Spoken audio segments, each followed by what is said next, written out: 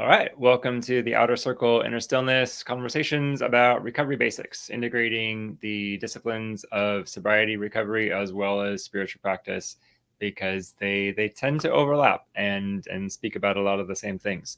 So today's idea is go out and help someone. Now, some of you might hear that and say, well, I already help someone. I'm a rescuer. I'm codependent. I have these like obsessive, like helping, protecting, solutions focused pieces and parts. Yes, you do.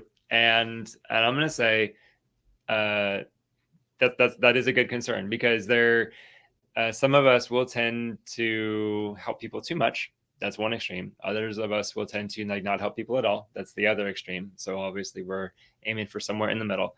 And I'm going to say for those of us who would identify as tending towards rescuing, protecting, overprotecting, overserving, codependency, things like that, the solution is not to not help or to not participate in people's lives. The idea is to do it smartly, which means doing it emotionally intelligently.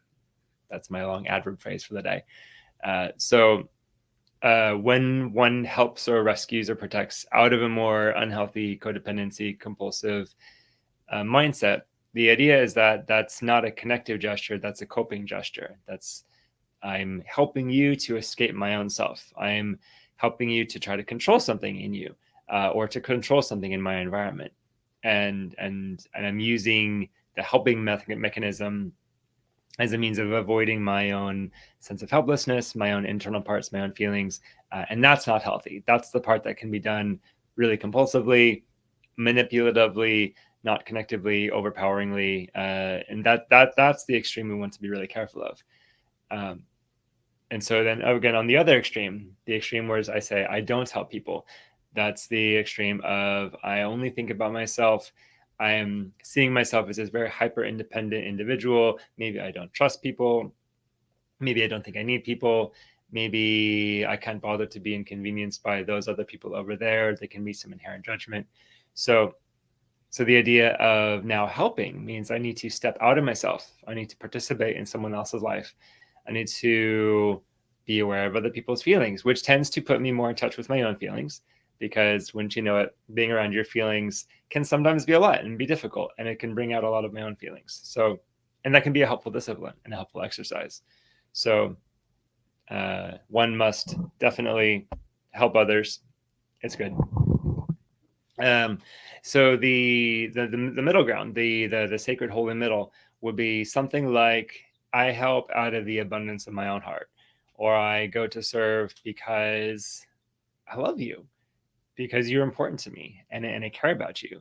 And it's not done from a place of lack. Like I don't need to help you to be, well, there's kind of a way in a grander spiritual sense where I need to be participating with other people and with communities to become the fullness of me. But it's not, but that's a little bit different than the sense of I need to be helping people, or I'm not a person, or I'm not complete. So there's a little bit of a nuance there. But yeah, to get out of yourself, to participate in someone else's life, as a practice, especially if this is just a regular routine that I do. I help my neighbor mow her lawn. I help my neighbor bring in his milk. When someone in my community needs to move, I show up to move boxes. When someone's sick, I bring them a meal. There's ways to make a bit of a ritual out of it, to where it's not something I do from feelings. I may feel like doing it, I may not feel like doing it, but if I'm kind of pushing myself to do it in a regular, measured, non-chaotic sort of way, there's that practice component of it. I orient my life around I am the kind of person who shows up to help people when help is required, but doesn't show up when help is not as required. So I'm not inventing tasks, and I'm not hovering over people to try to rescue them all of the time. And I'm also not doing it from a place of emotional oblivion. A healthy person can be helpful to others while still knowing their own selves, knowing their own feelings, knowing their own emotions, knowing their own needs, also accepting help. And the wisdom component is figuring out, when do I need to let someone do their own work on their own? Because that happens. There's moments like that. So this idea came out of recently. I took my sons to go help some people get ready to move their house, and so there was some sort of cleaning and weeding and packing and just some things. And it wasn't anything super grand or illustrious. I mean, we showed up for a couple hours, did a couple yard tasks, and just chit chatted a little bit. And it was great. It was great. It got me out of the office. It got us out in a beautiful October fall afternoon. We got to interact, be mobile, move our bodies. One of them had made cake, so can't argue with that.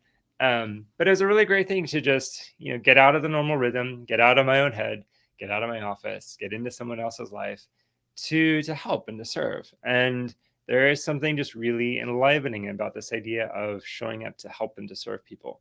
So that would be the recovery basic. The recovery basic to think about today is to be a helper, not a compulsive rescuer, not a codependently enmeshed anxious manipulator, not a self-absorbed, not nice person, but someone who actively values people, actively values participating in the community, and orients around this idea to where it becomes normal to be together with others. So then try that out, see who around you might need help a little bit, just a little bit, and see how that goes. Let me know how it goes. And I will hope to hear from you soon. This again has been the developing live stream for the Outer Circle Inner Stillness podcast. Short little snippet here. We will be bringing longer conversations regularly very soon. So check out our patreon.com/outer circle, and you can support the podcast and listen and share and follow and like and all of those things. Appreciate you very much, and I'll see you soon.